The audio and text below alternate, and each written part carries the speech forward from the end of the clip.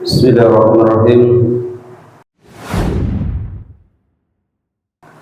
Assalamualaikum warahmatullahi wabarakatuh.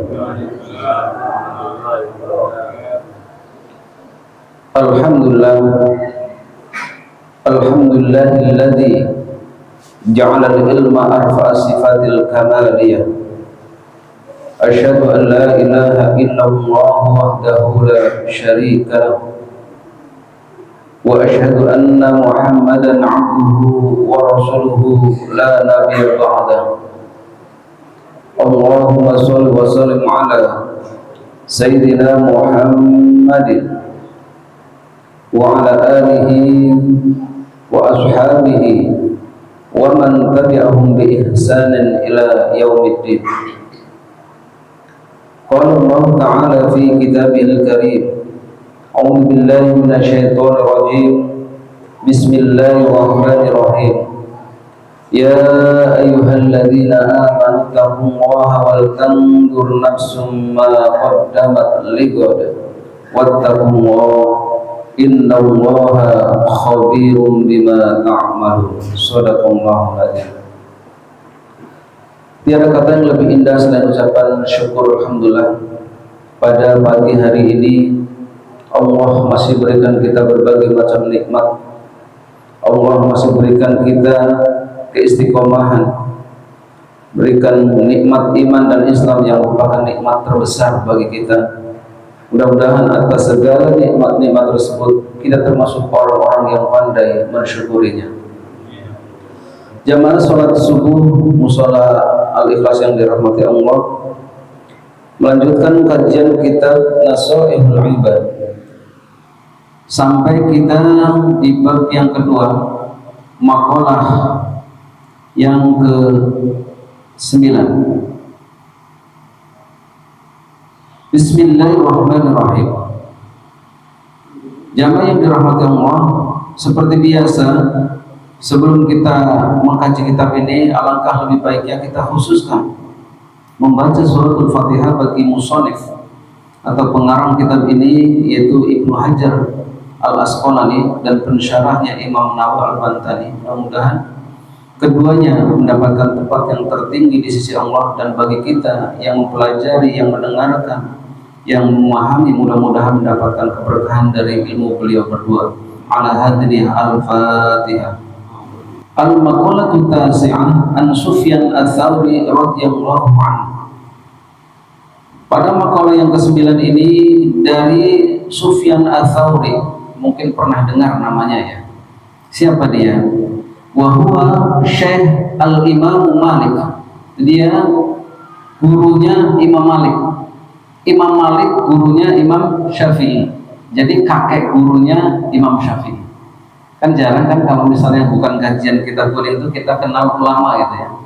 Ya, paling kenal ulama-ulama yang terkenal. Tapi kalau kita mengkaji kitab ini, jadi kadang ada silsilahnya. Siapa? Syekh Sufyan ats-Tsauri, yaitu gurunya Imam Malik, dan Imam Malik adalah gurunya Imam Syafi'i. Apa kata beliau? Kullu ma'siyatin an syahwatin. Semua dosa timbul dari hawa nafsu, syahwat. Jadi semua dosa, kata beliau, awalnya itu dari hawa nafsu. Korupsi, hawa nafsu, ingin banyak hartanya, tapi caranya tidak baik. Iya kan? Kemudian berantem dengan tetangga, dengan saudara, karena tidak bisa mengendalikan hawa nafsunya, marah. Ya, terjerumus kepada perzinaan karena tidak bisa mengendalikan hawa nafsu syahwatnya, keinginan terhadap lawan jenisnya. Itu hawa nafsu. Ya. Maka kata beliau, sumber maksiat ya yang kita atau manusia umumnya lakukan adalah karena dari hawa nafsu. Fa innahu yurjahu faunaha. Ya. Dan ini diharapkan supaya diampuni oleh Allah. Ya. Kalau hawa nafsu itu memang Allah berikan kepada kita manusia. Ya. Di dalam surat Yusuf ya, Allah mengatakan Inna nafsa la'ammaratin bisu. Sesungguhnya hawa nafsu, jiwa cenderung kepada kejelekan. Ya. Jadi kenapa Allah titipkan ya di dalam tubuh manusia disebut dengan nafs, jiwa, ya karena ada hawa nafsu. Apakah hawa nafsu itu jelek? Tidak semuanya jelek, ya, tapi rata-rata jelek. Maka kemudian Allah tiupkan ruh ke dalamnya. Ruh itu cenderung kepada kebaikan. Jadi di dalam tubuh kita itu unsurnya ada nafs atau jiwa yang cenderung kepada tadi hawa yang tidak baik, kemudian ruh yang cenderung kepada yang baik, kemudian baru badan. Jadi ada 3 tuh. Jangan kita pahami cuma 2 ya, kalau jasad sama ruh doang. Ada jiwa. Apa buktinya? Ketika bayi umur 2 bulan di dalam perut ibunya, sudah ada ruhnya belum? Ruhnya belum ada, tapi bisa gerak enggak? Kenapa? Ada nafs. Dia nafs itu dari awal sudah ada. Baru setelah 4 bulan ya ditiupkan ruh yang kemudian ditentukan tentang seluruh kehidupannya ke depan, tentang amal baik buruknya, tentang kematiannya, semuanya itu 4 bulan. Oh gitu ya. Iya. Jadi ketika orang ini hidup, sekarang ini kita hidup, ada 3 unsur. Apa saja? Jasad, jiwa, sama ruh. Oh, saya baru paham, Ustaz. Kalau tidur, ya tidur, mimpi, ya jalan-jalan kemana, itu yang keluar dari tubuh apanya? Ruhnya. Innalillahi, meninggal. Kalau ruhnya meninggal, itu jiwanya. Oh, jiwa ya. Yang merasakan sakit, manis, pahit, itu jiwa. Asin, ya, manis, ambilkan manis. Gula, ini gula. Manis itu adalah sifatnya abstrak, nggak kelihatan. Sakit mana? Sakitnya mana? Abstrak itu semua. Yang merasakan apa? Jiwa. Oh, jadi kalau tidur yang keluar jiwanya, iya, bukan keluar ruhnya. Kalau keluar ruhnya, innalillahi. Dia masih ada ruhnya, jiwanya yang melanglang buana. Tapi setelah bangun karena dia mimpinya mungkin lari-lari, capek juga kan? Yang merasakan capek apa? Jiwa. Oh, baru paham juga itu. Oh, ada jiwa, ada ruh. Iya, ada. Nah, kata beliau Sufyan Ats-Tsauri, ya, gurunya Imam Malik, ya, atau kakek gurunya Imam Syafi'i. Jadi seluruh maksiat ini adalah dari hawa nafsu awalnya, dari syahwat, keinginan. Ya. Jadi syahwat itu dari bahasa Arab, artinya keinginan. Artinya apa? Keinginan. Tidak semuanya keinginan itu buruk kalau begitu. Iya, tidak semuanya buruk. Ya, cuman memang cenderung buruk kata Allah. Inna nafsa la'amaratun bisu. Ya. Kalau kemudian syahwat itu artinya keinginan, apakah ada keinginan untuk melakukan kebaikan-kebaikan? Pasti. Ya. Kenapa? Karena ini mendapat bimbingan dari Allah. Jadi kadang kalau orang nggak paham, ya, terima kasih. Itu syahwat itu adalah nafsu terhadap seks, ya kan? Syahwatnya tinggi, bukan.